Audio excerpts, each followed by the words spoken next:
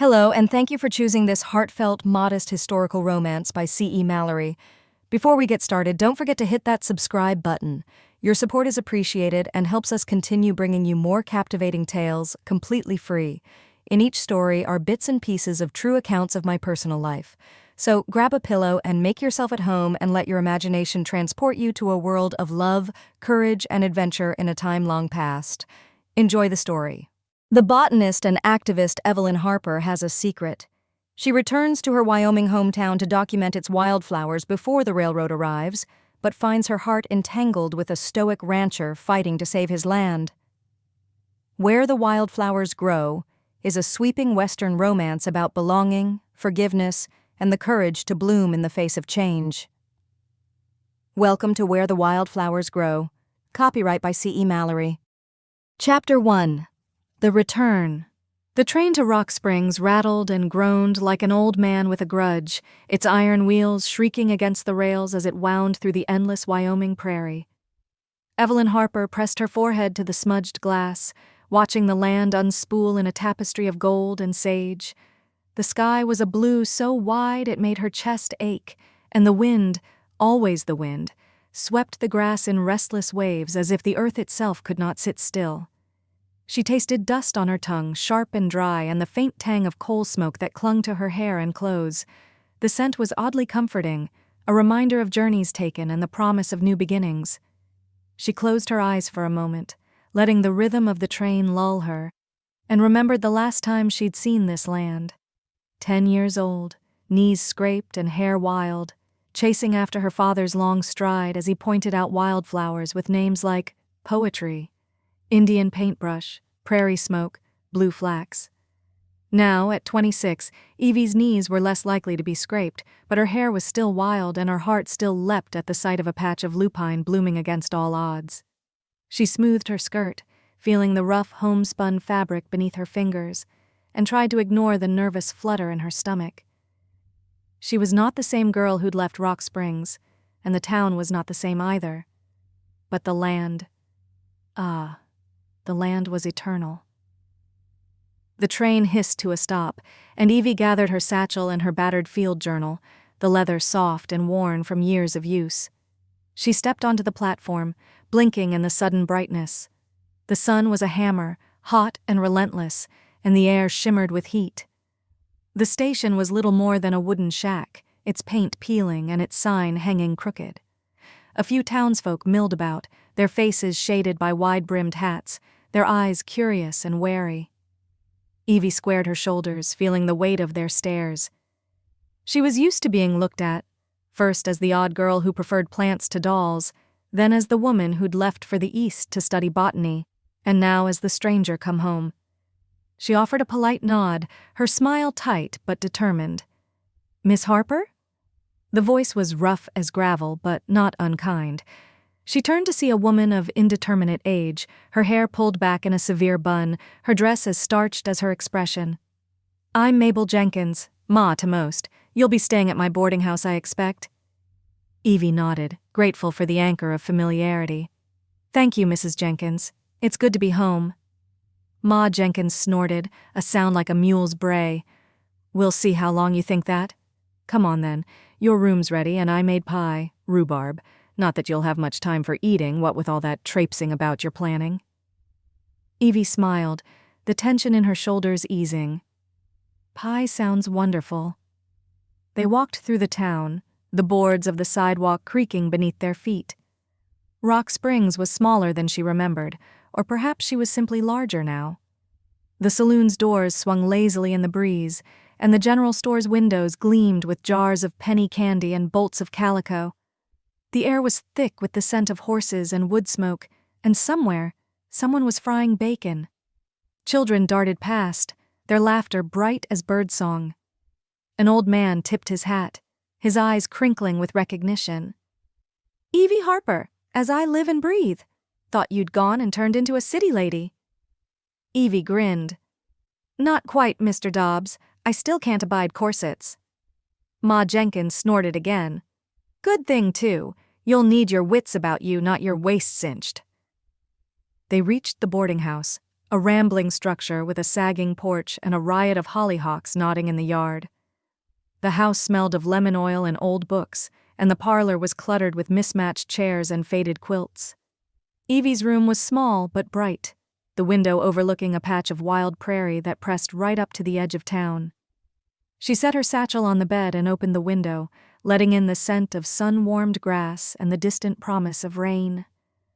For a moment, she simply stood there, breathing in the familiar air, her heart thumping with a mixture of hope and fear. Downstairs, Ma Jenkins called, "Pie's getting cold." Evie laughed, the sound surprising her with its lightness. She made her way to the kitchen where Ma was already slicing generous wedges of pie. The crust was golden and flaky, the filling tart and sweet, and Evie closed her eyes in pleasure at the first bite. "So," Ma said, watching her over the rim of her teacup, "what brings you back to this dusty corner of nowhere? Surely not the pie." Evie hesitated, the words heavy on her tongue. "I'm here to study the wildflowers. The railroad's coming through and I want to catalog what's here before it's gone." Ma's eyes softened, just a little. "Your father would be proud. He always said you had more sense than the rest of us put together."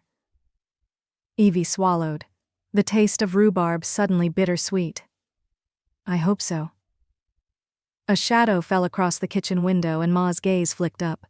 "Speak of the devil. That's Colt McAllister, come to fetch supplies. Half the town's afraid of him, but he's got a good heart. Just don't let him catch you trespassing on his land. He's pricklier than a porcupine with a toothache." Evie peered out the window, curiosity piqued. Colt was taller than she remembered, his hair dark and wind-tossed, his skin bronzed by sun and heritage. He moved with the easy grace of someone who belonged to the land, his eyes scanning the horizon as if he could read secrets in the grass. Their eyes met, just for a moment. She looked away, cheeks warm, and busied herself with her pie. Ma Jenkins chuckled, low and knowing. "Careful, girl. That one's got storms in him." Evie smiled, a little rueful, a little intrigued. "I've always liked the rain." Outside, the wind picked up, carrying the scent of wild sage and distant thunder. Evie finished her pie, her heart beating in time with the restless land, and wondered what storms and wildflowers awaited her in Rock Springs. Chapter 2. The Edge of the Prairie. Morning in Rock Springs arrived with a chorus of meadowlarks and the golden spill of sunlight across Evie's quilt. She woke to the scent of coffee and frying bacon drifting up from the kitchen, mingling with the sweet, earthy perfume of dew-soaked grass. For a moment, she lay still, listening to the house creak and settle around her, the distant clatter of hooves on the street, the soft murmur of Ma Jenkins humming as she worked. Evie stretched, feeling the pleasant ache of travel in her limbs, and rolled out of bed. The floorboards were cool beneath her bare feet, and she shivered as she splashed her face with water from the porcelain basin. She caught her reflection in the wavy glass of the mirror, hair a tangle of chestnut curls, eyes bright with anticipation and a hint of nerves. She grinned at herself, feeling both older and younger than she had in years. She dressed quickly, choosing a sturdy skirt and a faded blouse, the fabric soft from countless washings. She laced her boots with nimble fingers, the leather supple and familiar, and tucked her field journal into her satchel. The journal was her talisman, its pages filled with sketches and notes, pressed petals and half-remembered dreams. She ran her thumb over the worn cover, drawing strength from its weight. Downstairs, the kitchen was a riot of warmth and color. Sunlight streamed through gingham curtains, painting the table in squares of gold and red. Ma Jenkins bustled about, her apron dusted with flour, her cheeks flushed from the heat of the stove. "Morning, Miss Harper," Ma said, sliding a plate of eggs and bacon in front of her. "Eat up. You'll need your strength if you're planning to go gallivanting all over creation." Evie smiled, savoring the crisp bacon and the creamy eggs, the bread still warm from the oven.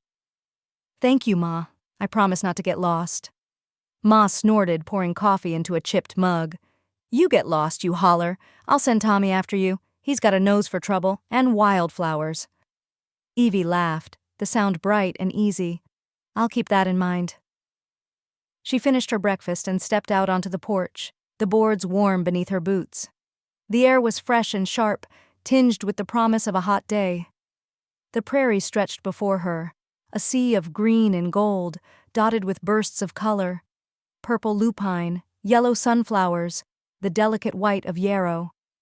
The sky arched overhead, impossibly blue, and the wind tugged at her hair, playful and insistent.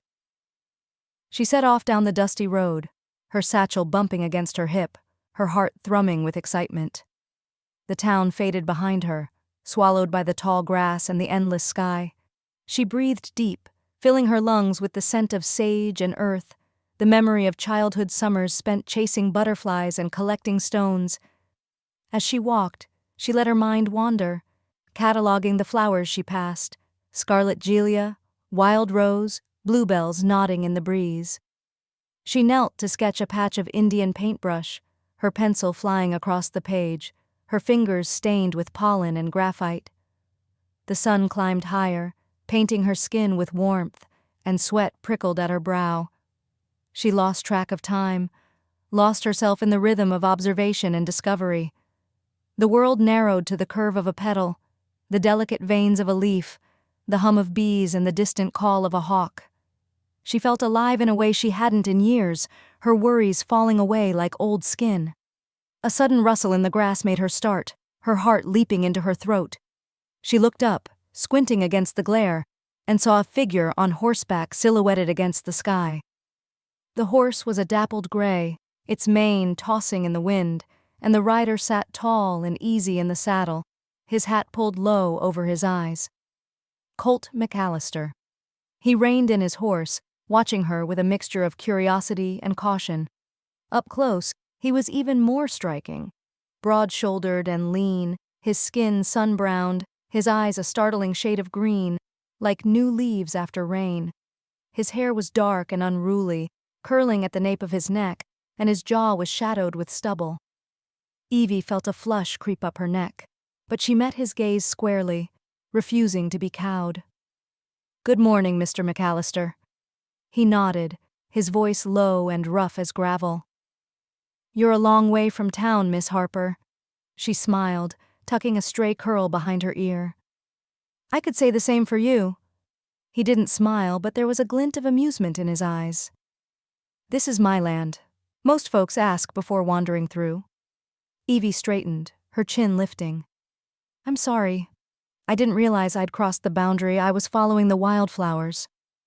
He dismounted in one fluid motion, landing lightly on the grass. The horse snorted, nuzzling his shoulder, and he stroked its neck with a gentle hand. "Wildflowers don't pay much mind to fences." She laughed, the tension easing. "Neither do I sometimes." He studied her for a moment, his gaze lingering on the journal in her hands. "You're the botanist, then? The one who left and came back?" Evie nodded, feeling the weight of his scrutiny. "That's me. I'm cataloging the local flora before the railroad comes through." He grunted, his expression unreadable. "Railroad's got everyone in a stir. Folks say it'll bring progress. I say it'll bring trouble." She hesitated, sensing the depth of his feeling. "I just want to make sure something of this place is remembered, even if it's only in my notes." He looked away, scanning the horizon. "Land remembers, whether we write it down or not." For a moment they stood in silence, the wind tugging at their clothes, the grass whispering secrets at their feet. Evie felt the weight of history pressing in, the stories of those who'd come before, the dreams and disappointments etched into the very soil. Colt cleared his throat, breaking the spell. "You're welcome to walk the land. Just mind the cattle and watch for rattlers. They don't take kindly to being stepped on." She smiled, gratitude warming her chest. "Thank you, Mr. McAllister. I'll be careful." He mounted his horse in one easy motion, tipping his hat. "Call me Colt. Everyone else does." She watched him ride away, the horse's hooves kicking up little puffs of dust, and felt a strange flutter in her chest, part excitement, part apprehension. She pressed her hand to her heart, laughing softly at herself. "Storms and wildflowers," she murmured, turning back to her work. What a combination. The sun climbed higher, the prairie shimmering with heat and promise. Evie knelt in the grass, her pencil flying, her spirit as wild and restless as the land itself. And somewhere, just beyond the edge of sight, she could feel the future gathering, like thunderheads on the horizon, full of rain and possibility. Chapter 3. The Taste of Thunder. By late afternoon, the sky had shifted from a clear, endless blue to a brooding gray, the kind of color that made the prairie grass look almost silver. Evie felt the change in the air before she saw it. A heaviness, a hush, as if the land itself was holding its breath. The wind, which had been playful all morning, now pressed against her back with urgent hands, carrying the scent of rain and something sharper, like ozone and wild mint. She closed her journal, tucking it safely into her satchel, and stood to stretch the stiffness from her legs. Her skirt was dust-streaked, her boots caked with mud, and her hair had long since escaped its pins, curling wildly around her face. She felt deliciously untidy, as if the prairie had claimed her for its own. A low rumble rolled across the plains, distant but insistent. Evie glanced at the horizon, where a line of dark clouds was gathering, their bellies swollen with promise. She remembered storms from her childhood, how the air would crackle with anticipation, how her father would stand on the porch and watch the sky, his face lit by lightning. She'd been afraid then, but also thrilled, as if the world was about to be remade. Now, she felt only a quiet exhilaration. She started back toward town, her steps quickening as the wind picked up, tugging at her skirt and sending tumbleweeds skittering across the road. The first fat drops of rain splattered against her cheeks, cool and clean, tasting faintly of iron and earth. She was halfway to the edge of Rock Springs when she heard the unmistakable sound of hooves behind her. She turned, squinting through the rain, and saw Colt McAllister riding toward her, his hat pulled low, his coat flapping like a crow's wing. He reined in beside her, his horse snorting and stamping at the sudden chill. "Looks like you're about to get caught in it," he said, his voice raised over the wind. Evie grinned, wiping rain from her brow. "I don't mind a little water." Colt's mouth twitched, almost a smile. "This is Wyoming. It won't be a little for long. Hop up." She hesitated, glancing at the horse, a big dappled gray with intelligent eyes and a patient air. "I haven't ridden in years." "Better to remember now than in a lightning storm," Colt said, offering his hand.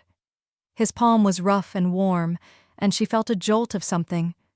Nerves, maybe, or the thrill of the coming storm? She let him pull her up behind him, her arms awkward around his waist, the scent of leather and sage rising from his coat. The horse shifted beneath them, solid and reassuring, and then they were off, galloping toward town as the rain came down in earnest. The world blurred around them, wind and water and the pounding of hooves. Evie laughed, exhilarated, her hair streaming behind her like a banner. Colt glanced back, his eyes bright with something she couldn't name, and for a moment she felt as if they were the only two people in the world racing the storm. They reached the edge of town just as the sky split open, lightning forking across the prairie, thunder shaking the ground. Colt pulled up in front of Ma Jenkins' boarding house, and Evie slid down, her boots splashing in a growing puddle. She was soaked to the skin, her clothes clinging to her, but she felt alive, every nerve singing. Ma Jenkins appeared on the porch, hands on her hips, her apron flapping in the wind. "You two look like drowned rats! Get in here before you catch your death." Evie grinned, wringing water from her skirt. "We were just enjoying the weather." Ma snorted, ushering them inside. "You can enjoy it with a cup of coffee and a dry towel." The kitchen was warm and bright, the air thick with the smell of baking bread and wet earth. Evie peeled off her damp shawl, her cheeks flushed, and accepted a towel from Ma. Colt stood awkwardly by the door, water dripping from his hat, his hair plastered to his forehead. Ma handed him a mug of coffee, her eyes twinkling. "You're welcome to stay till the worst of it passes, Colt. No sense riding out in this mess." He nodded, murmuring his thanks, and took a seat at the table. Evie joined him, her hands wrapped around her own mug, the heat seeping into her bones. For a moment they sat in companionable silence, listening to the rain drum against the windows, the thunder rolling overhead. Evie glanced at Colt, studying the lines of his face, the strong jaw, the high cheekbones, the eyes that seemed to hold secrets and storms. She wondered what he saw when he looked at her, a city girl playing at being wild or someone who truly belonged to this land. She cleared her throat, searching for something to say. "Thank you. For the ride." He shrugged, his gaze fixed on the swirling coffee. "Didn't want you getting struck by lightning. Wouldn't look good for the town." She laughed, the sound bright in the cozy kitchen. "I'll try to avoid any more near misses." Ma Jenkins bustled in, setting a plate of warm bread and honey on the table. "Eat, both of you. Nothing like a storm to work up an appetite." Evie tore off a piece of bread, the crust crackling beneath her fingers, the honey golden and thick. She tasted it, sweet and wild, and closed her eyes in pleasure. Colt took a piece as well, his movements careful, almost shy. Outside the storm raged, but inside the world felt safe and small, a circle of light and warmth against the darkness. Evie glanced at Colt, and for the first time she saw not just the storm in him, but the quiet after, the promise of something new. She smiled, and he smiled back, just a little, and the thunder rolled on, softer now, as if the land itself was settling in for the night. Chapter 4. The Scent of New Earth. The storm passed in the night, leaving the world washed and shining. Evie woke to the sound of rainwater dripping from the eaves, the air in her room cool and sweet, tinged with the scent of wet earth and wild sage. She lay still for a moment, listening to the hush that follows thunder, the hush that feels like a promise. She dressed slowly, savoring the feel of clean linen against her skin, the way her boots slid easily over her feet after a night spent drying by the stove. Her hair was still a little damp, curling in unruly spirals around her face, and she left it loose, letting it tumble down her back. She felt lighter, as if the storm had swept something away, some old fear, some lingering doubt. Downstairs, the kitchen was already alive with the clatter of pans and the low hum of Ma Jenkins' voice as she scolded the bread dough.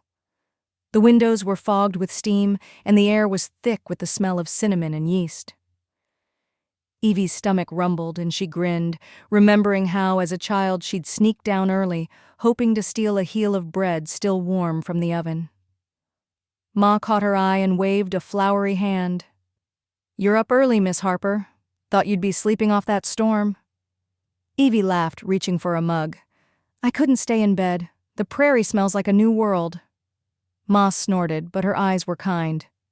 "You always did have your nose in the wind. Sit, eat. There's coffee and cinnamon rolls, and if you're lucky, I'll let you lick the icing bowl." Evie took her place at the table, savoring the sticky sweetness of the roll, the way the cinnamon burned just a little on her tongue. She watched the world outside the window, how the grass glistened with dew, how the sun crept over the horizon, painting everything in gold. She felt a quiet joy, a sense of belonging she hadn't known she'd missed. The door banged open, and Tommy Two Feathers strode in, his boots muddy, his hat askew, and a grin as wide as the sky. He was a whirlwind of energy, his laughter filling the room like sunlight. "Morning, ladies. Smells like heaven in here. Ma, you got any of that coffee left, or did you drink it all yourself?" Ma rolled her eyes, but poured him a cup. "You're lucky I let you in the door, Tommy. Wipe your feet before you track half the prairie into my kitchen." Tommy winked at Evie, his eyes dancing. "You survived your first storm back, I see. Didn't let the thunder chase you off?" Evie grinned, feeling the warmth of his welcome. "I rather enjoyed it, actually. Colt gave me a ride back, saved me from being struck by lightning, or so he claims." Tommy's grin widened. "Colt, playing the hero? I'll have to tease him about that. He's got a reputation to uphold, you know, brooding and mysterious, not rescuing damsels in distress." Evie laughed, the sound bubbling up from somewhere deep. "I'm no damsel, and I wasn't in distress. Just a little wet." Ma snorted. "You two are as bad as each other." Eat your breakfast, Tommy, before I throw you out. They ate together, the kitchen filled with the easy comfort of old friends and new beginnings.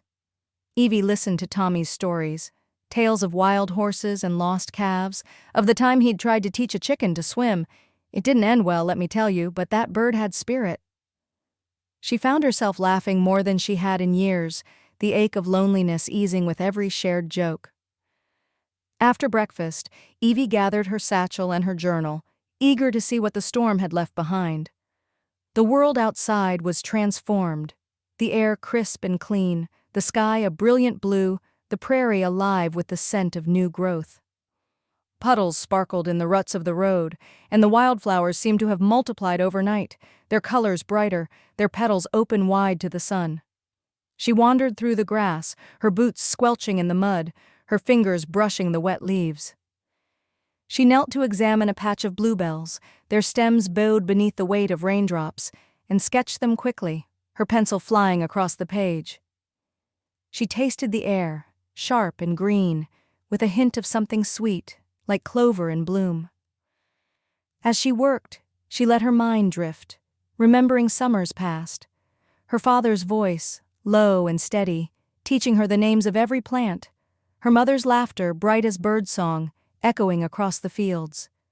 She felt their presence in the land, in the way the grass bent beneath her hand, in the way the sun warmed her face. She was so lost in her thoughts that she didn't hear Colt approach until he was almost beside her. He moved quietly, his boots barely making a sound in the wet grass, his presence as steady as the earth itself. "Morning," he said, his voice softer than she'd heard before. Evie looked up, shading her eyes against the sun. "Good morning, Colt. Did you come to check on your wildflowers?" He smiled, just a little, the expression transforming his face. "Something like that. Thought you might want to see the creek. It's running high after the storm. Good place to find rare plants if you know where to look." She felt a thrill of excitement, tempered by curiosity. "You know about wildflowers?" He shrugged, looking a little embarrassed. "My mother taught me. Said you can tell a lot about a place by what grows there." Evie stood, brushing mud from her skirt. "I'd like that. To see the creek, I mean." They walked together, the silence between them easy, filled with the sounds of the prairie, birds calling, water rushing, the wind whispering secrets in the grass. Colt pointed out plants she'd missed, tiny violets hidden beneath the willows, a patch of wild mint that filled the air with its sharp, clean scent. At the creek, the water ran fast and clear, tumbling over smooth stones, its surface dappled with sunlight. Evie knelt to touch the water, cold and sweet against her skin, and Colt watched her, his eyes thoughtful. "You really love this land," he said quietly.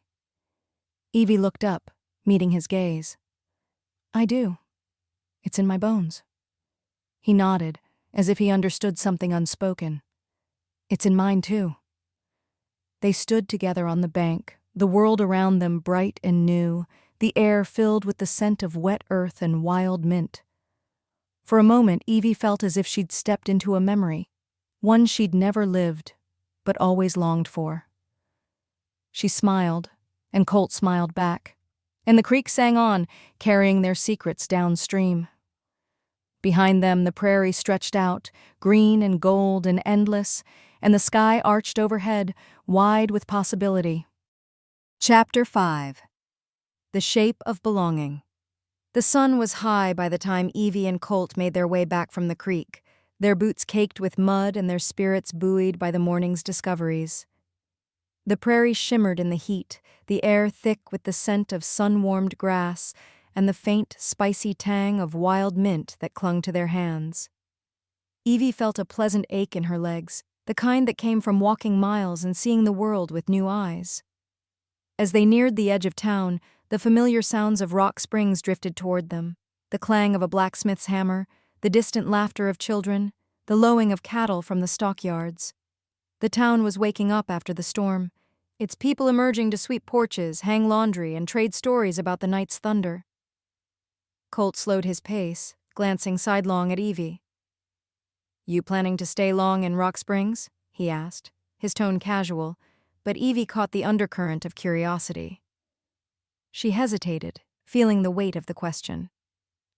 "I'm not sure," she admitted. "I came to finish my research, but it feels different this time, like I'm seeing things I missed before. Maybe I just needed to come home to remember what belonging feels like." Colt nodded, his gaze fixed on the horizon. "It's easy to forget sometimes what it means to belong, especially when the world keeps changing around you." They walked in companionable silence, the kind that felt like a conversation in itself.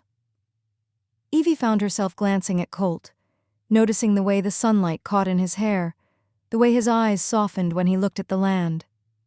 She wondered what it would be like to know him better, to share more than just wildflowers and weather. As they reached the main street, a commotion near the general store caught their attention. A wagon had lost a wheel. Its contents, sacks of flour, bolts of calico, and a crate of squawking chickens, spilled across the dusty road.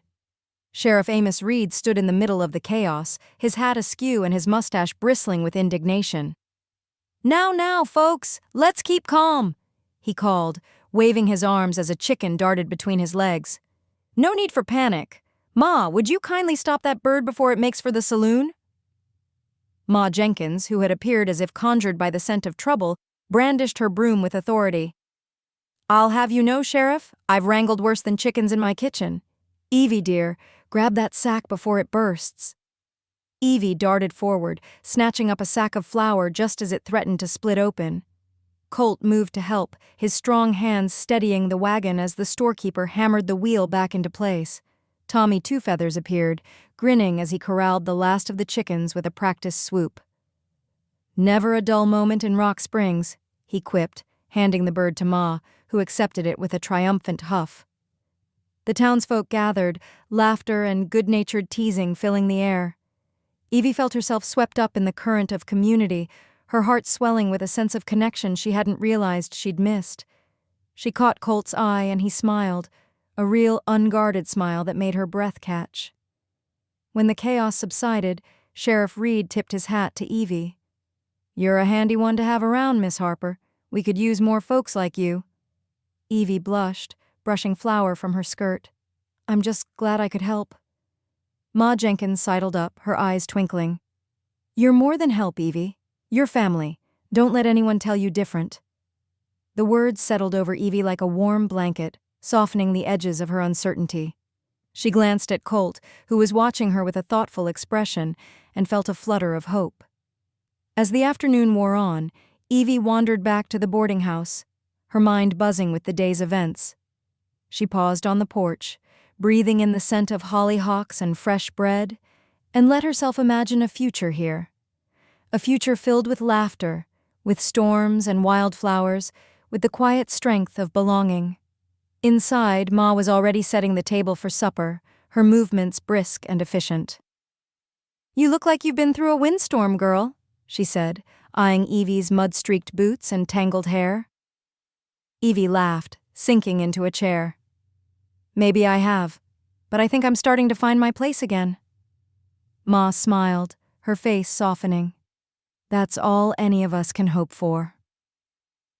As dusk fell and the prairie turned to gold, Evie sat at the table with Ma, Tommy, and a handful of other boarders, the room filled with the clatter of dishes and the hum of conversation. She felt the shape of belonging settle around her, gentle and sure, and knew that whatever storms might come, she was home. Outside, the sky blushed pink and lavender, and the first stars pricked the darkness. Evie pressed her hand to her heart, feeling it beat steady and strong, and whispered a silent promise to the land, to herself, to the future she was just beginning to imagine. Chapter 6. Fault Lines. The morning dawned with a hush, the kind of quiet that made Evie's skin prickle with anticipation. The prairie was veiled in mist, the grass beaded with dew, and the air tasted of secrets, cool, metallic, and faintly sweet, like the memory of rain. She stood at her window, watching the world emerge from the fog, and felt a restless energy stirring in her chest. Downstairs, the boarding house was already alive with the clatter of breakfast. Ma Jenkins was frying potatoes, her voice sharp as she scolded Tommy Two Feathers for tracking mud across her clean floor. The scent of coffee and bacon mingled with the earthy tang of wet grass drifting in through the open door.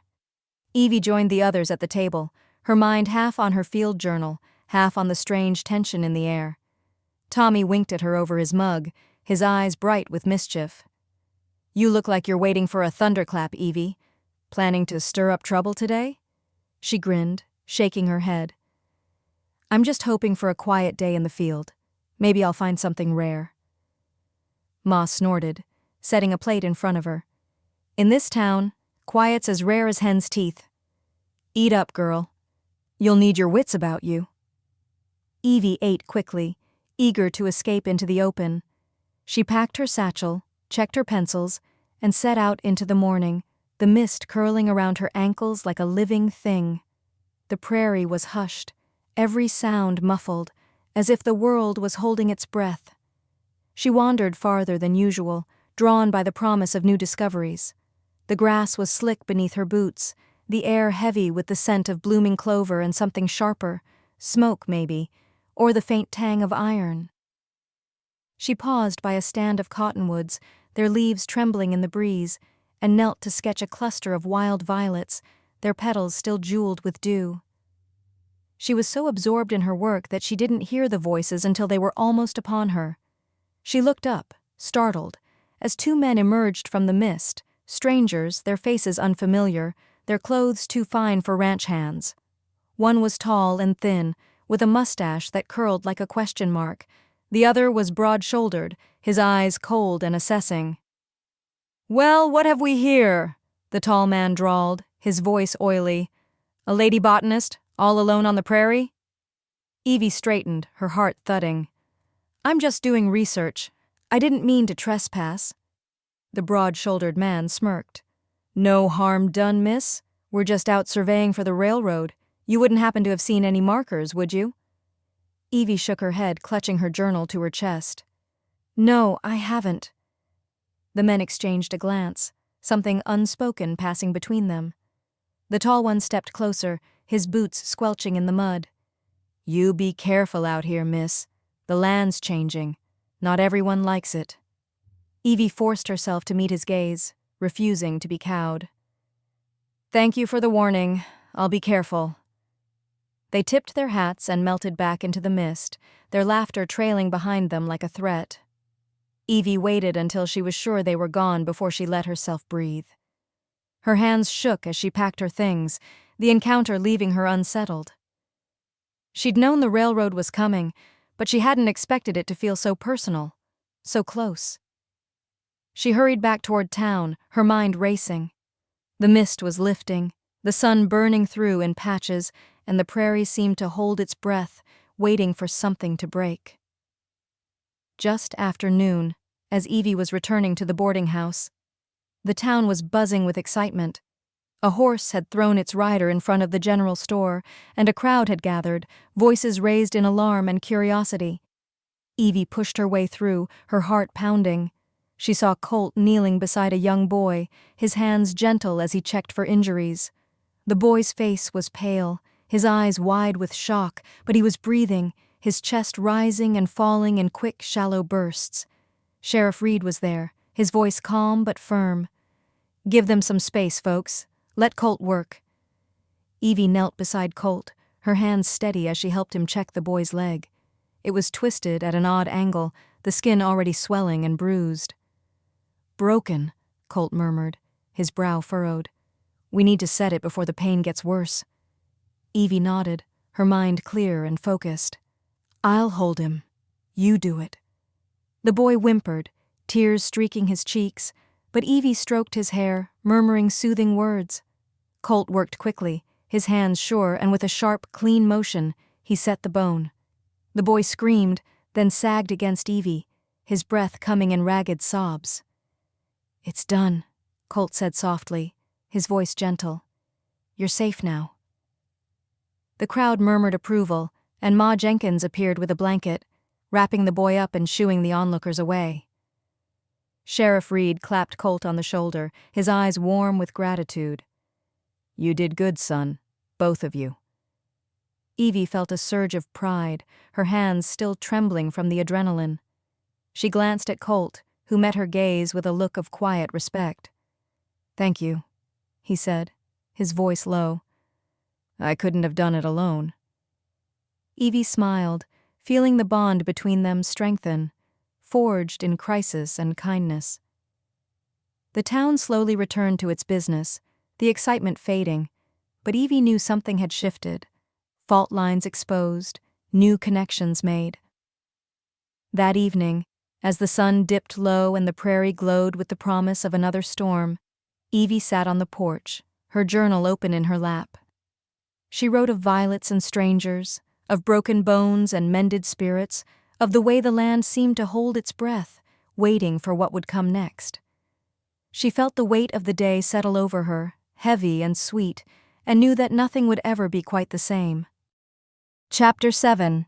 Shadows and Silver Linings. The prairie was restless that morning, the wind carrying a sharp edge that hinted at change. Evie felt it in her bones as she stepped out onto the porch, the boards cool beneath her bare feet, the air tinged with the scent of sage and distant rain. The sky was a patchwork of blue and bruised gray, sunlight flickering through the clouds like a promise half kept. She sipped her coffee, letting the warmth seep into her hands, and watched as the town slowly came to life. The blacksmith's hammer rang out, steady and sure, and the distant laughter of children drifted on the breeze. Yet beneath it all, there was a tension, a sense that something was about to break. Ma Jenkins appeared in the doorway, her apron already dusted with flour, her eyes sharp as ever. "You're up early, Evie. Couldn't sleep?" Evie shook her head, smiling wryly. "Too much on my mind, I suppose. The land feels different today." Ma grunted, her gaze sweeping the horizon. "Storms come in one way or another. You be careful out there." Evie promised she would, then laced her boots and set off toward the open prairie, her satchel slung over her shoulder, her journal tucked safely inside. The grass was slick with dew, the wildflowers nodding in the breeze, and every step felt like a question waiting for an answer. She was following a trail of bluebells along a shallow ravine when she heard the voices, low, urgent, and unfamiliar. She crouched behind a stand of willows, heart pounding, and peered through the leaves. 2 men stood by a freshly driven stake, a red flag fluttering at its tip. Their clothes were too fine for ranch hands, their boots polished, their hats new. One held a map, the other a hammer, and both looked out of place against the wild sweep of the land. Evie's breath caught. Railroad men. She watched as they argued, their words sharp and clipped. "We'll run the line straight through here," the man with the map insisted, jabbing a finger at the ground. "It's the shortest route." The other shook his head. "That'll cut right through McAllister's pasture. He won't stand for it." The first man snorted. "He won't have a choice. The company's made up its mind." Evie's hands tightened around her satchel. She knew what this meant.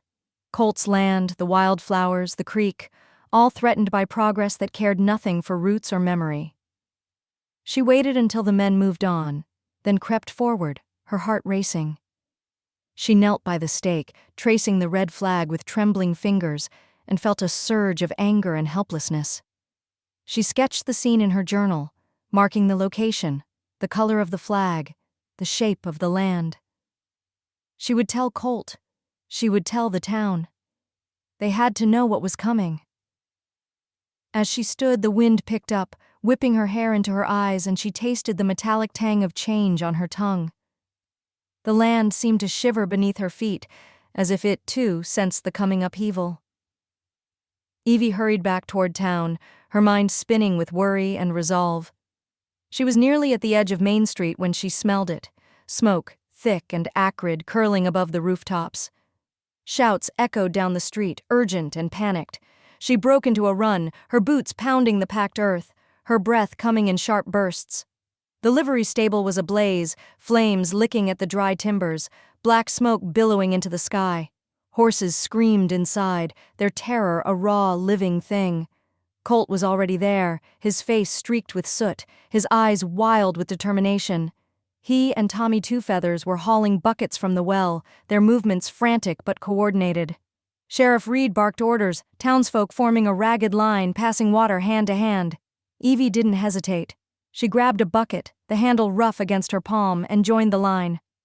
The heat was fierce, the air thick with the taste of ash and fear. She could feel the fire's hunger, the way it devoured wood and hope alike. Colt caught her eye as she passed him a bucket, his voice hoarse. "There's still 2 horses inside. I'm going in." Evie's heart lurched. "Be careful." He nodded, then disappeared into the smoke, Tommy close behind. The world narrowed to the rhythm of the buckets, the roar of the flames, the desperate prayers whispered between clenched teeth. Time stretched and twisted, every second an eternity. Then, through the haze, Colt and Tommy emerged, leading the last 2 horses, their coats singed but alive. The crowd cheered, relief breaking like a wave. Evie sagged against the well, her arms trembling, her lungs burning. Ma Jenkins pressed a damp cloth into her hand, her face fierce with pride and worry. "You did good, girl. All of you." Evie managed a shaky smile, her heart pounding with gratitude and exhaustion. She looked at Colt, who was rubbing the soot from his eyes, and felt something shift between them. A new understanding, forged in fire and fear. That night, as the town gathered to count their blessings and patch their wounds, Evie sat on the porch, the air cool and clean after the storm. The stars were sharp and bright, the prairie humming with life. She wrote in her journal, her words steady and sure, recording the day's trials and triumphs. She thought of the railroad's red flag, the fire's hungry mouth, the way the town had come together in the face of disaster. She thought of Colt, his strength and his vulnerability, the way he'd looked at her through the smoke. The land was changing, the future uncertain. But as Evie listened to the laughter drifting from the boarding house, the soft whicker of horses in the dark, she felt hope take root, a silver lining bright and stubborn against the shadows. Chapter 8. The Weight of Promises. The morning after the fire dawned with a hush, Evie woke to the sound of rain pattering softly against the window, a gentle, persistent rhythm that seemed to wash away the last traces of smoke. She lay still for a moment, listening to the world rebuild itself, her body aching in places she hadn't known could ache. Downstairs, the boarding house was quieter than usual. The usual clatter of Ma Jenkins' kitchen was subdued, the voices of the boarders hushed and thoughtful. Evie moved slowly, her muscles stiff, her mind replaying the chaos of the night before, the heat of the flames, the taste of ash, the wild, desperate hope that had carried them all through. She found Ma at the stove, stirring a pot of oatmeal, her face drawn but resolute. The kitchen smelled of cinnamon and apples, a comfort against the lingering scent of smoke. Ma glanced up as Evie entered, her eyes softening. "Sit, girl. You look like you've been trampled by a herd of wild horses." Evie managed a tired smile, sinking into her usual chair. "I feel like it too." Ma ladled oatmeal into a bowl, adding a generous spoonful of brown sugar. "Eat. You'll need your strength. There's work to be done today." Evie nodded, grateful for the warmth and the sweetness, the way the oatmeal stuck to her ribs and steadied her hands. She ate in silence, listening to the rain and the low murmur of voices from the parlor. The town was gathering itself, counting losses and blessings, and Evie felt the weight of responsibility settle on her shoulders. After breakfast, she pulled on her boots and her old blue shawl, the wool still faintly scented with lavender from her mother's trunk. She stepped out onto the porch, the boards slick with rain, and watched as the townsfolk moved through the gray morning. Men hammered new boards over the stable's charred frame, women swept debris from the street, and children darted between puddles, their laughter a bright thread in the somber air. Colt was there, his shirt sleeves rolled up, his hands blackened with soot and effort. He moved with a quiet determination, his jaw set, his eyes shadowed with exhaustion. Evie watched him for a moment, remembering the way he'd looked in the firelight, fierce and vulnerable, a man shaped by loss and loyalty. She crossed the street, her boots splashing in the mud, and offered him a shy smile. You look like you could use a break." He glanced up, a flicker of warmth in his eyes. "I could say the same for you." They stood together in the drizzle, the world around them blurred and softened by the rain. For a moment, neither spoke, the silence between them comfortable and full. Evie broke it first, her voice low. "I saw the railroad men yesterday. They've marked a new line, right through your pasture. I heard them talking. They don't care who gets hurt." Colt's jaw tightened, his hands curling into fists. "I figured as much. They've been sniffing around for weeks, making promises they don't intend to keep." Evie touched his arm, her fingers light. "We can fight this, Colt. The town will stand with you. I'll stand with you." He looked at her, something unspoken passing between them. A promise, fragile and fierce. "Thank you, Evie. I don't know what comes next, but I'm glad you're here."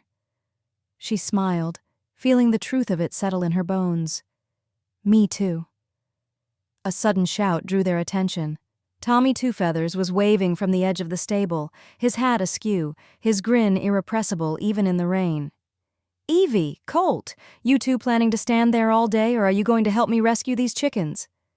Evie laughed, the sound bright and unexpected, and Colt's lips twitched in response. Together they crossed the muddy yard, their boots slipping, their spirits lifting with every step. The chickens, survivors of the fire, had taken refuge beneath a broken wagon, their feathers singed but their dignity intact. Tommy was already on his knees, coaxing them out with a handful of corn and a stream of nonsense words. "Come on, ladies, don't be shy. The worst is over, I promise. You'll have a new coop before you know it." Evie knelt beside him, her skirts soaking up the mud, and reached for a plump red hen. The bird clucked indignantly but allowed herself to be gathered up, her heart beating fast against Evie's palm. Colt joined them, his big hands surprisingly gentle as he scooped up a pair of chicks. For a while, the three of them worked in easy harmony, laughter and teasing mingling with the rain. The townsfolk watched, some shaking their heads, others smiling at the sight. Even Ma Jenkins, standing in the doorway with her arms crossed, couldn't hide her amusement. When the last chicken was safely corralled, Tommy dusted off his hands and grinned. "See? Nothing like a little teamwork to chase away the gloom?" Evie smiled, her heart lighter than it had been in days. She looked at Colt, at Tommy, at the town slowly mending itself, and felt hope take root once more. That afternoon, as the rain eased and the clouds broke apart, the townsfolk gathered in the church hall. The air inside was thick with the scent of wet wool and wood polish, the pews crowded with neighbors and friends. Sheriff Reed stood at the front, his hat in his hands, his voice steady as he spoke of rebuilding, of standing together, of not letting the railroad, or anything else, tear them apart. Evie listened, her hands folded in her lap, her heart swelling with pride and resolve. She glanced at Colt, who sat beside her, his shoulders squared, his eyes bright with determination. She knew the fight ahead would not be easy, but she also knew they would not face it alone. As the meeting ended and the townsfolk spilled out into the golden light, Evie lingered on the steps, breathing in the scent of rain-washed earth and new beginnings. Colt joined her, his presence a quiet comfort. "Thank you," he said softly, his voice rough with emotion. "For everything." Evie smiled, her hand finding his. "We're in this together, Colt. Whatever comes." The prairie stretched out before them, green and gold and endless, the sky wide with promise. And for the first time, Evie felt the weight of her promises not as a burden but as a gift, something to carry together. Chapter 9. Roots and Reckonings. The prairie was a living thing that morning, breathing out mist and the scent of new grass as the sun crept over the horizon. Evie stood at the edge of Colt's pasture, her boots sinking into the soft, rain-fed earth, her breath clouding in the cool air. The world felt fresh scrubbed, every color sharpened by the storm's passing. Sky a deep, endless blue, wildflowers blazing in the ditches, the cottonwoods trembling with light. She pressed her hand to the rough bark of a tree, grounding herself. The land hummed beneath her palm, alive with memory and promise. She remembered her father's voice, teaching her to listen to the wind, to read the stories written in the grass. She remembered her mother's laughter, the way it had filled their little house with warmth, even on the coldest nights. The ache of missing them was softer now, woven through with gratitude for the roots they'd given her. Colt was waiting by the fence, his hat pulled low, his silhouette dark against the morning. He looked up as she approached, his eyes crinkling at the corners. There was a gentleness in his smile that made her heart flutter, a quiet invitation to share the day. "Morning, Evie," he said, his voice low and warm. "You ready to see what the storm left us?" She nodded, falling into step beside him. The grass brushed their knees, wet and fragrant, and the air was alive with the buzz of bees and the distant call of a meadowlark. They walked in easy silence, the kind that felt like a conversation in itself. Colt led her to the far edge of the pasture, where the creek had swollen with rain and carved new channels through the earth. The banks were littered with driftwood and tangled roots, the water running fast and clear. Evie knelt to examine a cluster of wild irises, their petals bruised but unbowed, and sketched them quickly, her fingers stained with mud and pollen. Colt watched her, his expression thoughtful. "You see things most folks miss," he said quietly. "Makes me wonder what else I've been looking past." Evie smiled, tucking a stray curl behind her ear. "Sometimes it's the smallest things that matter most. The way a flower bends in the wind, the sound of water over stones, they remind me that life goes on no matter what." He nodded, his gaze distant. "My mother used to say the same. She believed the land remembers us, even when we're gone." They stood together, the creek singing at their feet, and Evie felt the weight of the moment settle around them, sweet and solemn, like a prayer. The mood in town was less peaceful. By midday, word had spread that the railroad men were back, this time with more than just flags and maps. They'd brought a lawyer, a man with a city suit and a voice like a whip, and he was making his way from door to door, papers in hand. Evie and Colt arrived at the general store to find a crowd gathered, faces tight with worry and anger.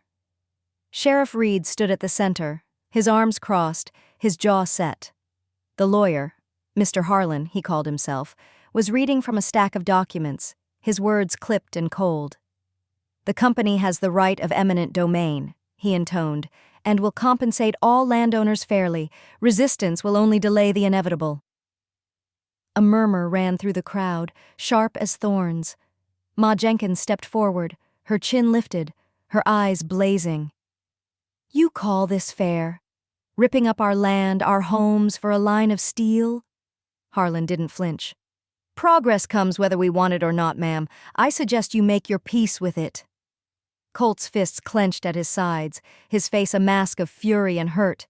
Evie felt her own anger rising, hot and bright. She stepped forward, her voice steady.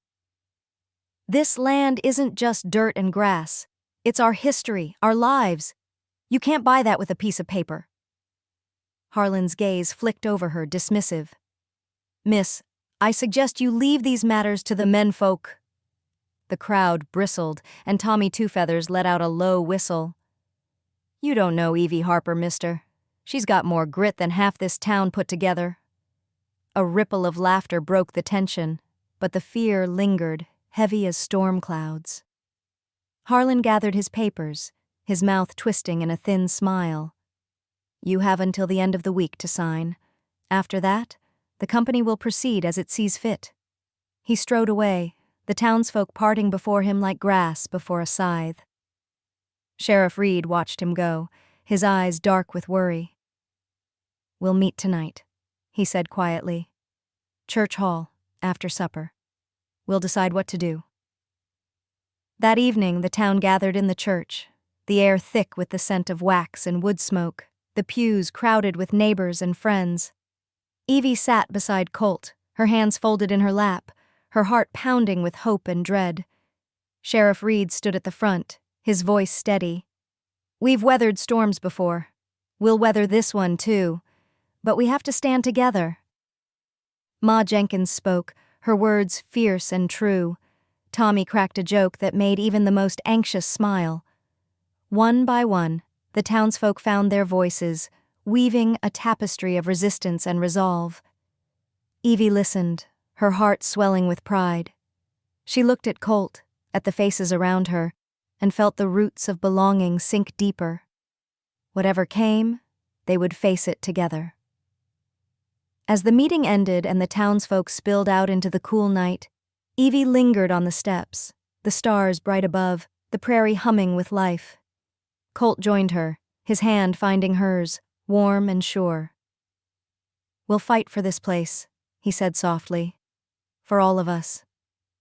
Evie squeezed his hand, her voice a whisper in the dark. "We already are." The land stretched out before them, vast and wild and full of promise, and for the first time, Evie felt not just hope, but certainty, that roots, once planted, could hold fast against any storm. Chapter 10. The Heart of the Matter. The next morning dawned with a hush, the kind of quiet that settles over the prairie after a night of hard decisions. Evie woke to the faint glow of sunlight filtering through her curtains, the air in her room cool and tinged with the scent of wild sage and wood smoke. She lay still for a moment, listening to the soft creak of the house, the distant call of a mourning dove, and the steady, reassuring rhythm of her own breath. She dressed slowly, her hands lingering on the buttons of her blouse, the fabric soft and familiar beneath her fingers. She remembered her mother's gentle touch, the way she'd braid Evie's hair before church, humming old hymns under her breath. The memory was bittersweet, a reminder of all she'd lost and all she'd found again in this wild, stubborn place. Downstairs, the boarding house was already alive with the sounds of mourning. Ma Jenkins was at the stove, her hair pinned up in a haphazard knot, her apron dusted with flour. The kitchen was warm and bright, the air thick with the scent of baking bread and strong coffee. Tommy Two Feathers lounged at the table, his boots propped on a chair, a mischievous grin tugging at his lips. "Morning, Evie," he called, tipping his hat. "You look like you've been up all night wrestling with angels." Evie laughed, the sound light and easy. "More like wrestling with worries. Did you sleep at all, Tommy?" He shrugged, his eyes twinkling. "Sleep's for folks with nothing to fret about. I prefer to keep one eye open just in case opportunity, or trouble, comes knocking." Ma snorted, sliding a plate of eggs and toast in front of Evie. "If trouble comes knocking, it'll find you first, Tommy. Eat up, Evie. You'll need your strength today." Evie ate quickly, the food settling her nerves, the familiar banter easing the tightness in her chest. She glanced out the window, watching as the town slowly came to life. The blacksmith's hammer rang out, steady and sure, and the scent of fresh-cut hay drifted on the breeze. Yet, beneath the ordinary bustle, there was an undercurrent of tension, a sense that everyone was waiting for something to break. After breakfast, Evie slipped outside, her journal tucked beneath her arm. The sky was a clear, endless blue, the sun warm on her face.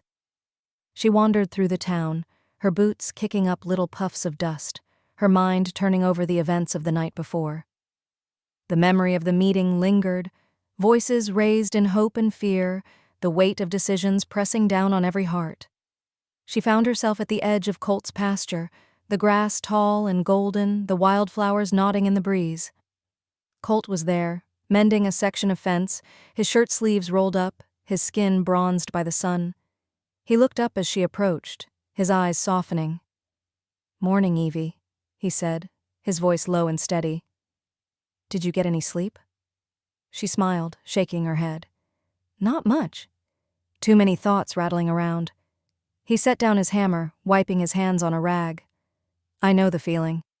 Feels like the whole world's holding its breath." They stood together in the quiet, the only sounds the rustle of grass and the distant call of a hawk. Evie felt the tension in her shoulders ease, the worries of the night fading in the warmth of Colt's presence. He glanced at her, his expression serious. "I've been thinking about what comes next, about fighting for this land. It's not just about me or the ranch, it's about all of us, About what we're willing to stand for.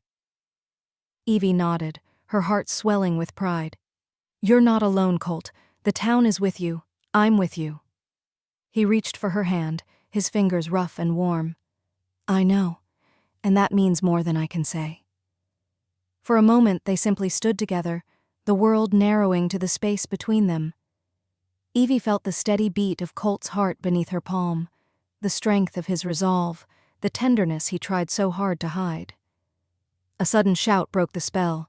Tommy came running up the lane, his hat askew, his face flushed with excitement. Evie, Colt, you'd better come quick. There's a crowd gathering at the general store. Looks like Harlan's back and he's brought company. Colt's jaw tightened, but he squeezed Evie's hand before letting go. Let's go. They hurried into town, the tension in the air thick enough to taste. A crowd had gathered outside the general store, voices raised in anger and fear. Harlan stood on the steps, flanked by two men in dark suits, their faces hard and closed. Sheriff Reed was there, his stance protective, his eyes wary. We've heard your offer, Mr. Harlan. The answer's the same as before. We won't sign. Harlan's smile was thin and cold. You're making a mistake, Sheriff. The company doesn't take kindly to resistance. Ma Jenkins pushed her way to the front, her voice ringing out. You can threaten all you like, but you won't scare us off our land. The crowd murmured agreement, the mood shifting from fear to defiance. Evie felt a surge of pride, her heart pounding in her chest. She caught Colt's eye, and he nodded, his jaw set. Harlan's gaze swept the crowd, his expression calculating. You have until sundown to reconsider. After that, the company will act as it sees fit. With that, he turned on his heel and strode away, his men close behind. The crowd lingered, voices buzzing with worry and resolve. Sheriff Reed raised his hands, his voice calm but firm. We stand together. We'll meet again tonight and we'll decide our next move. As the crowd dispersed, Evie felt the weight of the day settle on her shoulders. She looked at Colt, at the faces of her friends and neighbors, and knew that whatever came next, they would face it together. That evening, as the sun dipped low and the prairie blazed with gold, the town gathered once more in the church hall. The air was thick with hope and fear, the pews crowded with people who had staked their lives on this land. Evie sat beside Colt, her hand in his, her heart steady. She listened as voices rose and fell, as plans were made and promises given. She felt the strength of the community, the deep roots that bound them all together. As the meeting ended and the stars pricked the sky, Evie stepped outside, the cool night air sweet on her skin.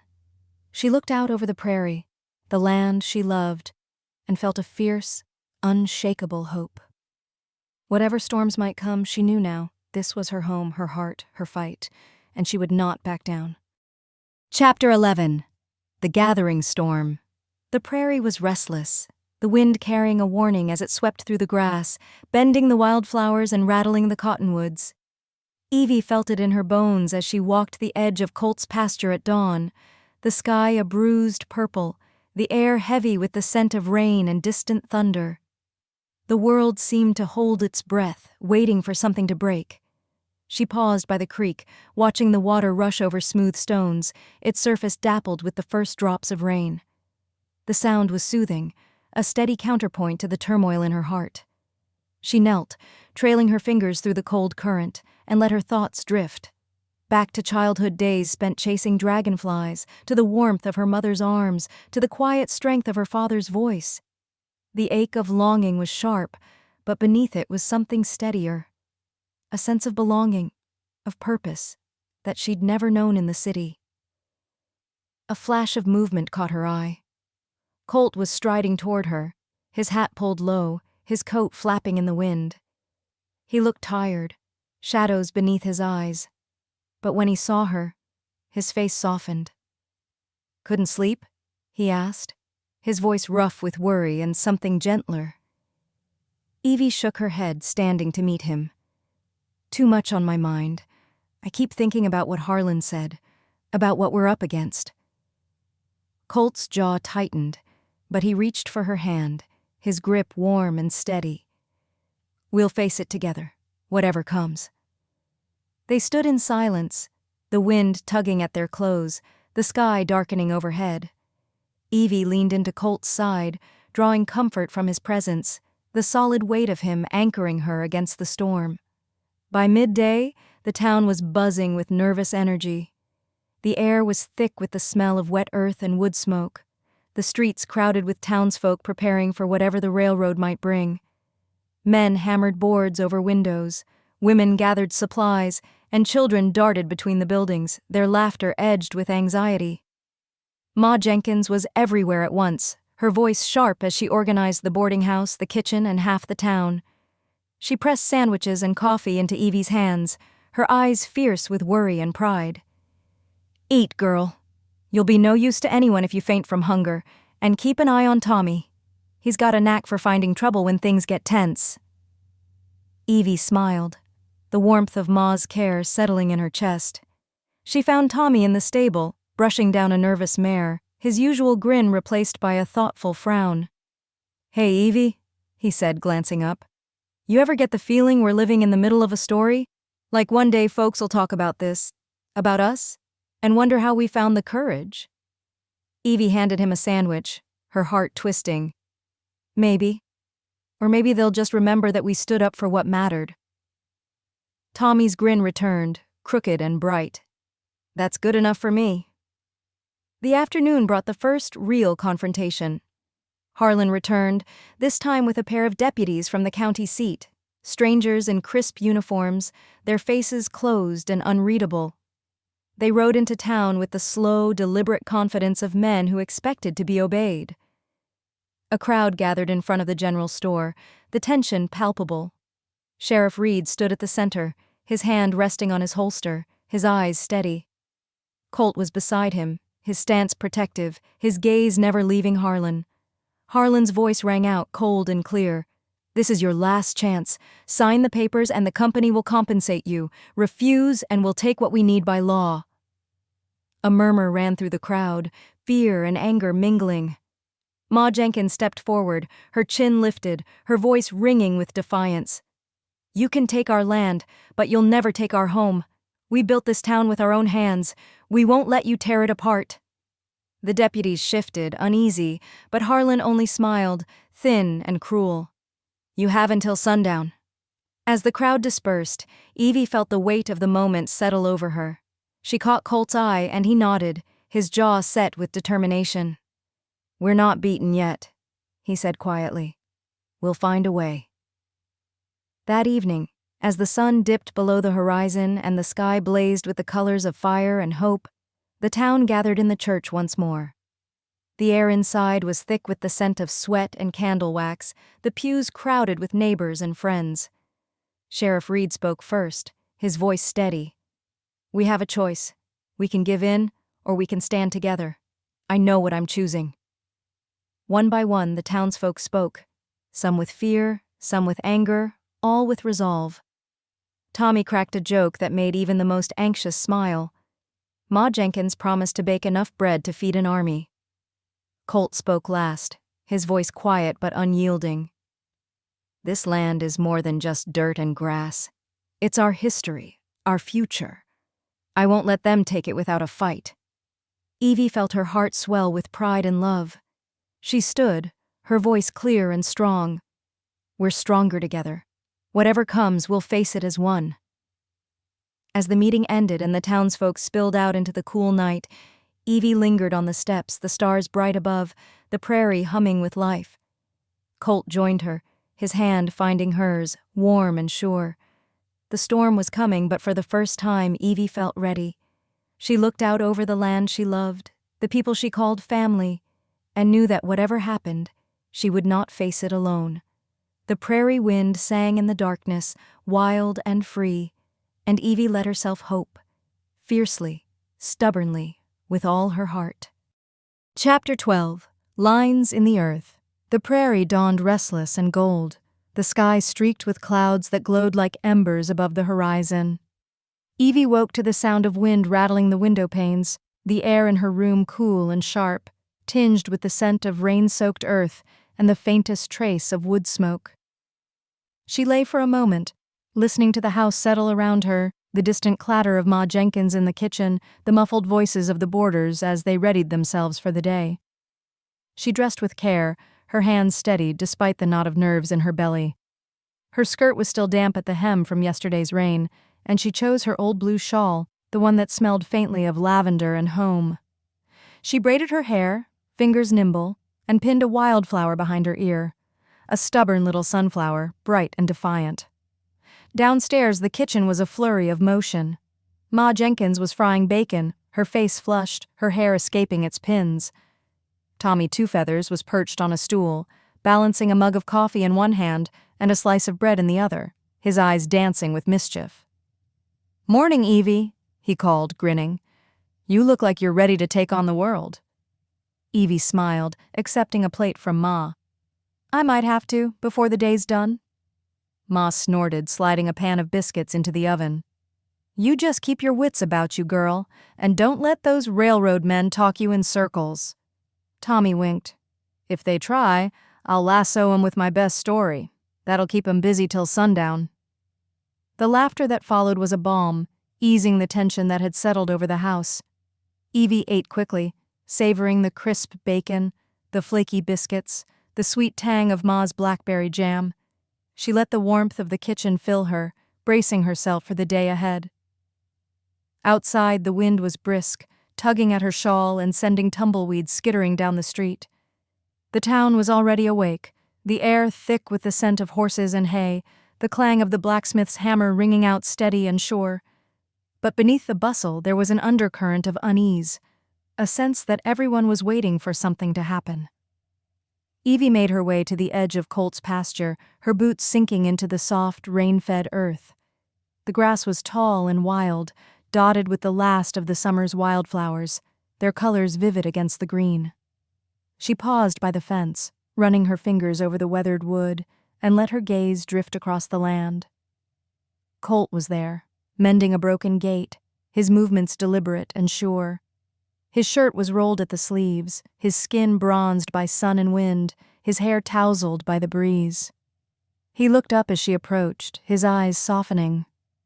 "Morning, Evie," he said, his voice low and warm. "You sleep at all?" She shook her head, smiling ruefully. "Not much. Too many thoughts." He set down his hammer, wiping his hands on a rag. "You and me both. Feels like the whole world's holding its breath." They stood together in the quiet, the wind tugging at their clothes, the sky above them wide and wild. Evie felt the tension in her chest ease, the worries of the night fading in the warmth of Colt's presence. He reached for her hand, his fingers rough and gentle. "Whatever happens today, I'm glad you're here." She squeezed his hand, her heart steady. "Me too." By midday the railroad men had returned, but this time they came with more than words and threats. Harlan led the way, his suit immaculate, his eyes cold as flint.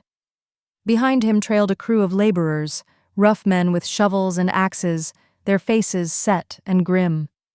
2 deputies flanked Harlan, their hands resting on their holsters, their expressions unreadable. A crowd gathered in front of the general store, voices low and anxious. Sheriff Reed stood at the center, his stance protective, his eyes steady. Ma Jenkins was there, her arms crossed, her chin lifted in defiance. Tommy hovered at the edge, his grin gone, his eyes sharp and watchful. Harlan's voice rang out, slicing through the murmurs. "This is your last chance. Sign the papers and the company will compensate you. Refuse, and we'll take what we need by law." A hush fell, heavy as thunder. Evie felt her heart pound, her breath tight in her chest. She looked at Colt, at Ma, at the faces of her friends and neighbors, and saw the same resolve reflected back at her. Sheriff Reed spoke, his voice calm but unyielding.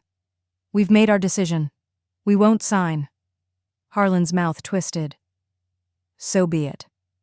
He nodded to the deputies, who began marking the ground with stakes and red flags, driving them deep into the earth. The sound of the hammer was sharp and final, echoing across the prairie. The laborers fanned out, measuring and marking, their boots trampling the wildflowers, their shovels biting into the sod. The crowd watched in silence, anger and fear mingling in the air. Suddenly, one of the laborers swung his axe at a cottonwood sapling near the creek, the blade biting deep into the pale wood.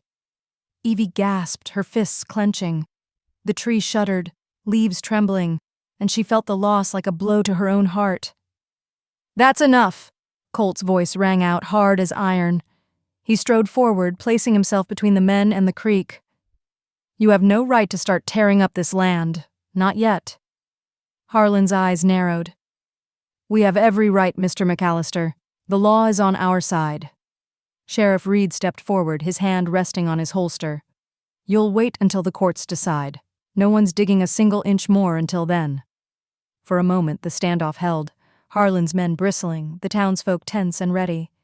Then, with a curt nod, Harlan signaled his crew to stand down. The laborers retreated, muttering, but the damage was done. Red flags fluttered in the wind, the sapling lay broken, and the line of stakes cut a raw wound through the earth. Evie stepped forward, her voice clear and strong. "This land is more than just dirt and grass. It's our home. You can't take that from us." Harlan's gaze flicked over her, dismissive. "Progress doesn't wait for sentiment, Miss Harper." Tommy let out a low whistle, his voice light but fierce. "Maybe not, but it's got to get past us first." A ripple of laughter broke the tension, but the fear lingered, heavy as storm clouds. The deputies finished their work, the red flags fluttering in the wind like wounds in the earth. As the crowd dispersed, Evie lingered by the fence, her hand resting on the weathered wood. Colt joined her, his presence a comfort.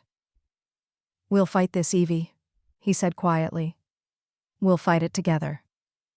She nodded, her heart swelling with pride and love. "We already are." That evening, as the sun dipped low and the prairie blazed with gold, the town gathered in the church hall. The air inside was thick with hope and fear, the pews crowded with people who had staked their lives on this land. Evie sat beside Colt, her hand in his, her heart steady. She listened as voices rose and fell, as plans were made and promises given. She felt the strength of the community, the deep roots that bound them all together. As the meeting ended and the stars pricked the sky, Evie stepped outside, the cool night air sweet on her skin. She looked out over the prairie, the land she loved, and felt a fierce, unshakable hope. Whatever storms might come, she knew now this was her home, her heart, her fight, and she would not back down. Chapter 13. The Breaking Point. The prairie woke to a sky the color of old bruises, the wind sharp and restless, carrying the scent of smoke and something darker, fear, maybe, or the promise of violence. Evie rose before dawn, her heart pounding with dread. She dressed quickly, her hands trembling as she pinned her hair and wrapped her blue shawl tight around her shoulders. The wildflower she tucked behind her ear felt like a fragile shield against the storm she sensed coming. Downstairs, Ma Jenkins was already at the stove, her face set in grim lines, her movements brisk and angry. The kitchen was thick with the smell of burnt coffee and worry. Tommy Two Feathers sat at the table, his jaw clenched, his eyes hard. "Morning, Evie," he said, voice flat. "You best eat something. It's going to be a long day." Evie forced down a few bites of bread, her stomach twisting. Ma pressed a mug of coffee into her hands, her grip fierce. "You keep your head, girl, and remember, no matter what happens, you're not alone." The railroad men came at sunrise, not with words or warnings, but with axes and iron. Harlan led them, his suit immaculate, his eyes cold and bright with triumph. Behind him marched a crew of laborers, their faces set, their hands gripping tools like weapons. 2 deputies flanked Harlan, their badges glinting, their holsters heavy. They didn't bother with speeches. The first blow fell on the old cottonwood by the creek, the axe biting deep, sending a shudder through the earth. The sound echoed across the prairie, sharp and final. The laborers fanned out, tearing up fence posts, hacking at saplings, trampling wildflowers underfoot. The air filled with the crack of wood, the crash of splintered rails, the shouts of men who had no stake in this land.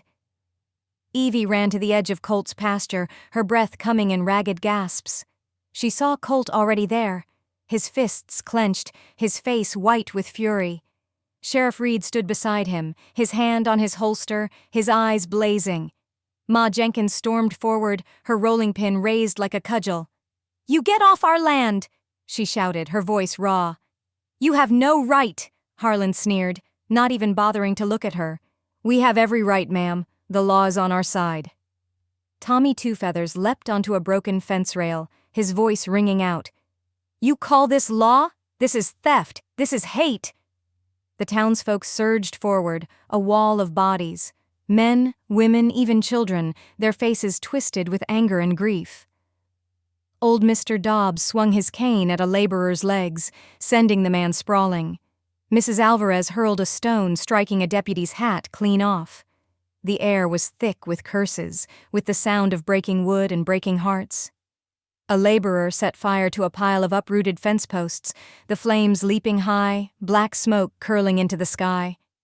The heat was fierce, the smell of burning grass and scorched dreams choking. Evie coughed, her eyes stinging, her hands shaking with helpless rage. Colt grabbed Harlan by the arm, spinning him around.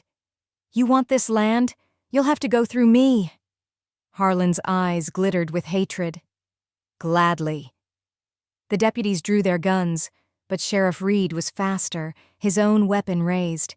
"You fire a shot in this town, and you'll answer to every soul here.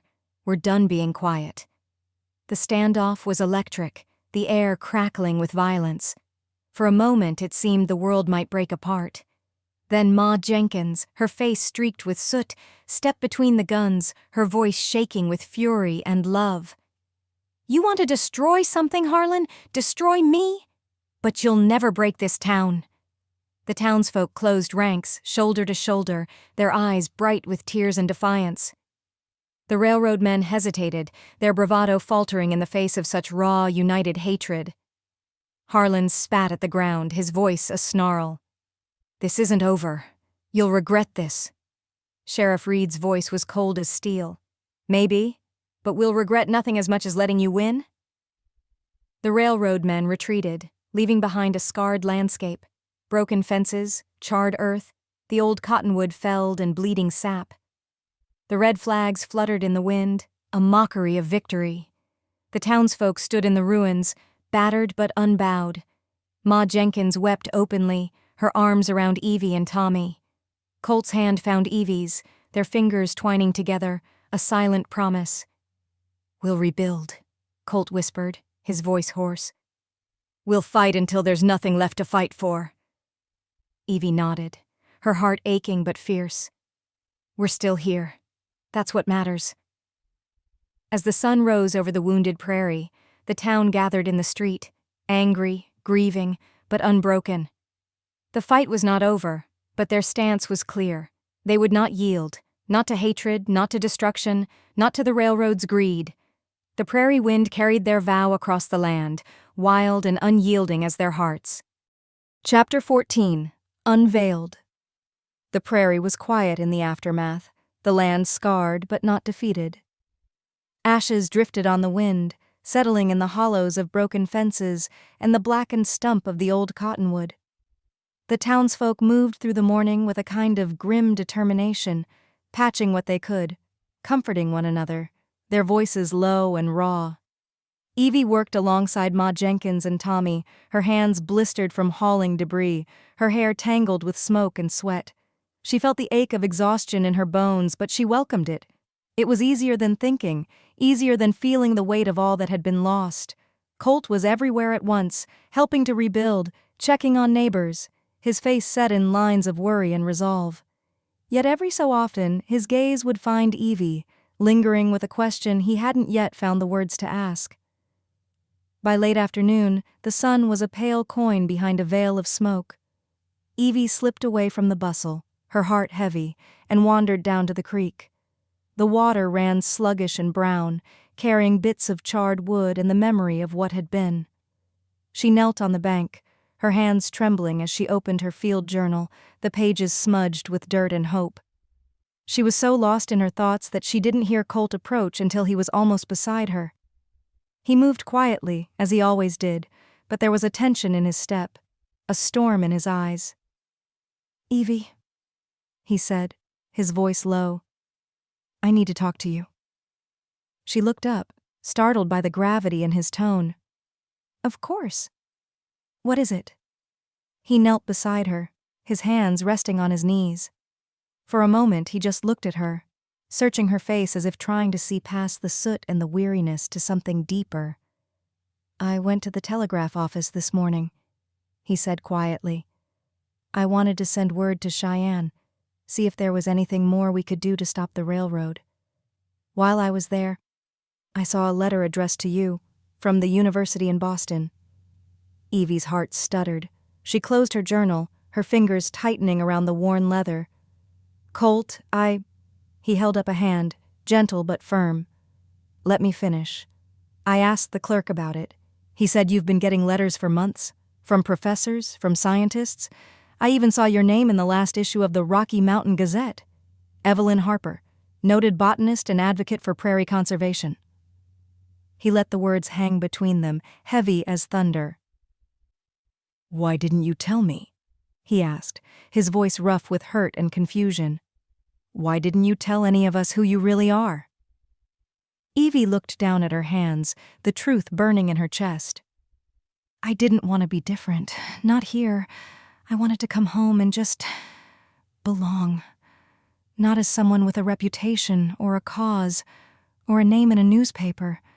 Just as Evie, the girl who loved wildflowers and the wind." Colt's eyes softened, but the pain lingered. "You're more than that, Evie. You're the reason half the scientists in the territory know about our prairie. You're the reason the railroad's surveyors are so careful with their maps. You could have told us. We would have stood with you." She blinked back tears, her voice trembling. "I was afraid. Afraid you'd see me as an outsider, or worse, as someone who thought she was better than this place. I never wanted that. I just wanted to help, in the only way I knew how." Colt reached for her hand, his touch warm and steady. "You did help. You're the reason we're still fighting. But you don't have to do it alone, Evie. Not anymore." She looked up at him, her heart aching with relief and regret. "I'm sorry, Colt. I should have trusted you. Trusted all of you." He smiled, a little crooked, a little sad. "We all have secrets, Evie. But out here, we need each other. All of us." The wind stirred the grass, carrying the scent of ash and new growth. Evie squeezed his hand, her resolve settling like roots in the earth. "No more secrets," she promised. "Not from you. Not from anyone." Colt nodded, his eyes shining with something fierce and tender. "Good, because we're not done yet. Not by a long shot." They sat together by the creek, the prairie stretching out before them, scarred but alive. And for the first time, Evie felt truly seen, truly known, and truly home. Chapter 15. Wildflowers in the Wound. The prairie was waking, green and gold, the scars of fire and axes softened by the gentle insistence of new life. Evie moved quietly through the dawn, her boots damp with dew, her heart thrumming with a hope she barely dared to name. The air was sweet with the scent of clover and the faint, sharp tang of ash, a reminder of what had been lost and what might yet be saved. She walked the line where the railroad men had driven their stakes, the earth still raw and bruised. Here, where the cottonwood had fallen and the grass was trampled, something unexpected had taken root. At first, she thought it was just the usual flush of prairie bloom, lupine, paintbrush, wild rose. But as she knelt, her fingers brushing the petals, she saw it. A cluster of flowers she'd never seen before, their blossoms a deep, impossible blue, their leaves shaped like tiny hearts. Evie's breath caught. She pulled her field journal from her satchel, hands trembling with excitement, and began to sketch. The petals were delicate, almost translucent, with veins of silver running through the blue. The scent was subtle, like rain on stone or the memory of a river. She pressed a sample between the pages, her mind racing with possibility. She spent the morning cataloging every detail: the soil, the light, the way the flowers clustered in the shadow of the broken cottonwood. She tasted the air, felt the hum of bees, listened to the wind whisper through the grass. It was as if the land itself was offering her a secret, a gift born from the wound. By midday, she was back at the boarding house, her cheeks flushed, her eyes bright. She wrote her report to Boston University in a fever of hope, describing the flowers, enclosing her sketches, and carefully packing the pressed sample. Her words tumbled out, urgent, reverent, full of the wonder she felt. "I believe I have found a new species, perhaps even a new genus, growing only where the land has been disturbed. The blossoms are unlike anything in the current records. I urge the university to send a team to study and protect this site before it is lost to the railroad forever." She sealed the letter, her hands steady now, and hurried to the telegraph office. The operator, a thin man with ink-stained fingers, raised his brows as she handed him the envelope. "Another letter to Boston, Miss Harper? You must have friends in high places." Evie smiled, her heart light. "I hope so. This time, it's important." The days that followed were tense. The town buzzed with rumors, of new flowers, of telegrams sent and received, of hope flickering in the ashes. Evie kept to herself, waiting, her nerves stretched thin as wire. Colt was her anchor, steady and sure, his presence a comfort in the uncertainty. Then, one afternoon, as the sun burned high and the air shimmered with heat, Harlan and his men returned. They came with more axes, more shovels, their faces set with purpose and contempt.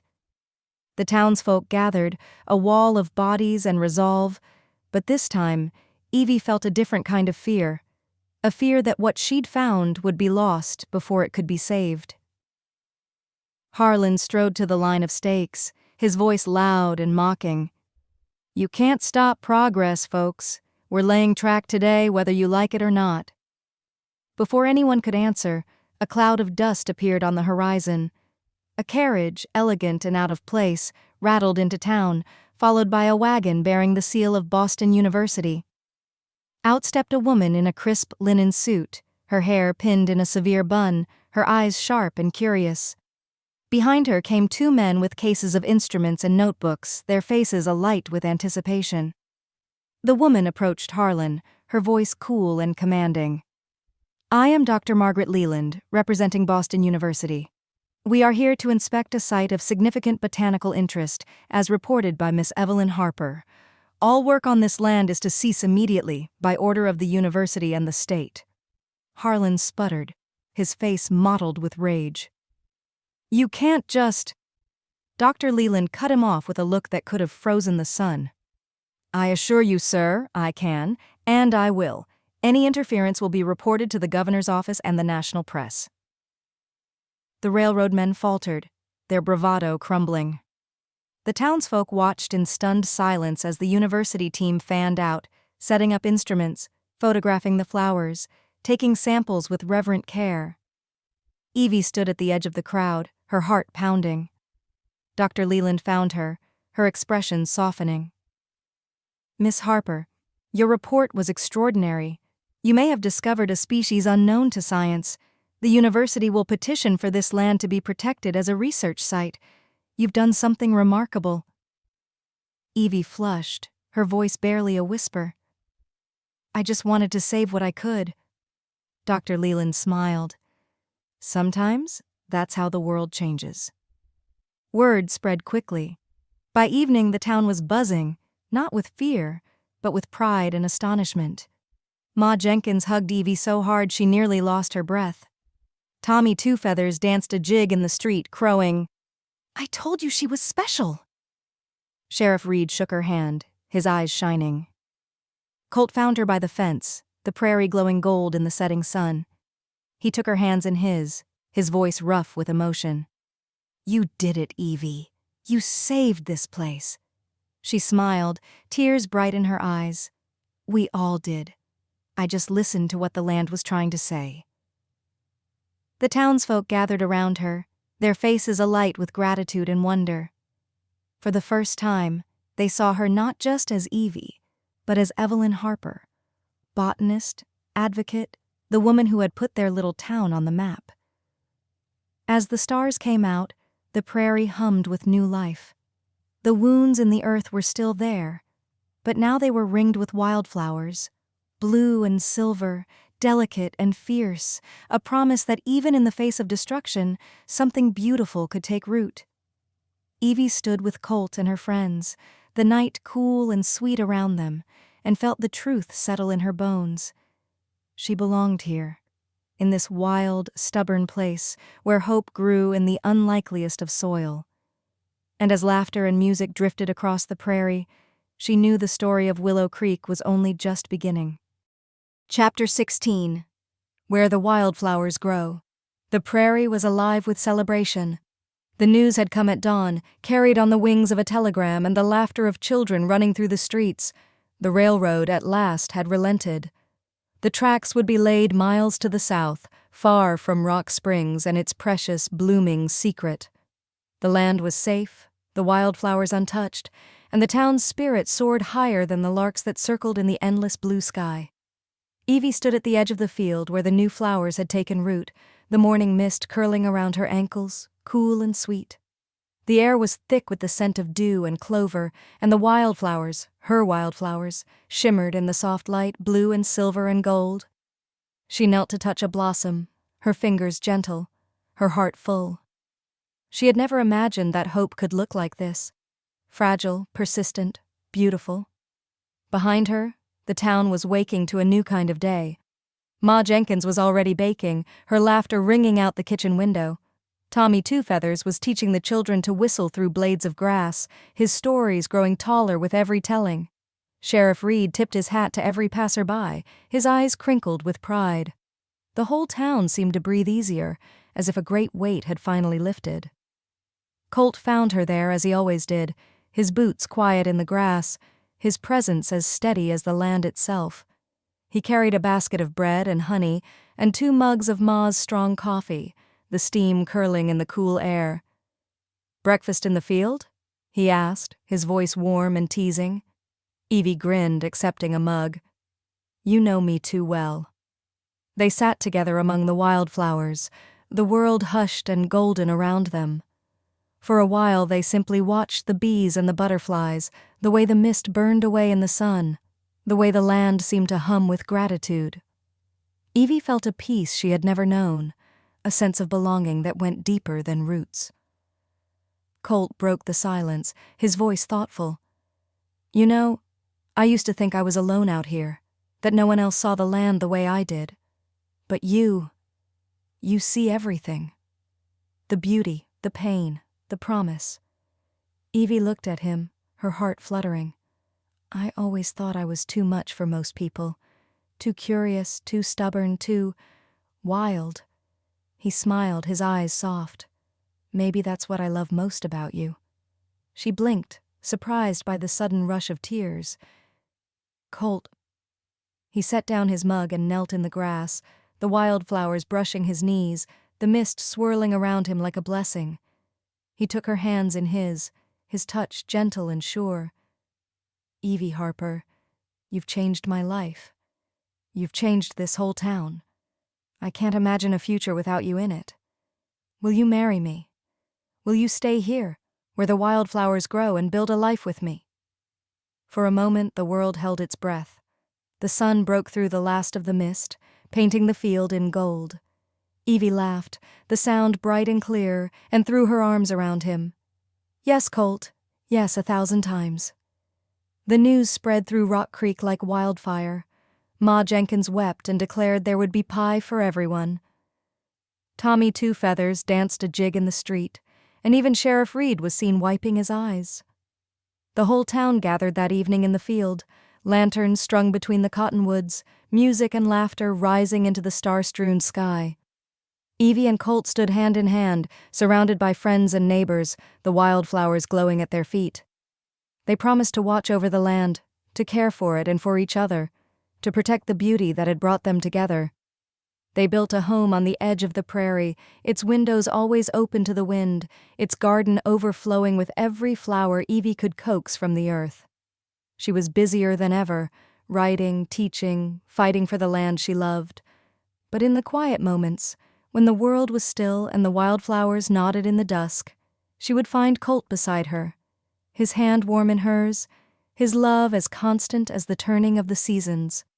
And as the prairie bloomed around them, in the heart of a land that refused to be tamed, Evie had never expected to find love coming home. Not here, not in the midst of struggle and uncertainty. But she had, in the most inconspicuous place of all, right where the wildflowers grow. Thank you so much for joining us today. If you enjoyed this story, don't forget to like the video and subscribe to the channel so you never miss out on more captivating tales. Until next time, take care, stay safe, and God bless. See you in the next video.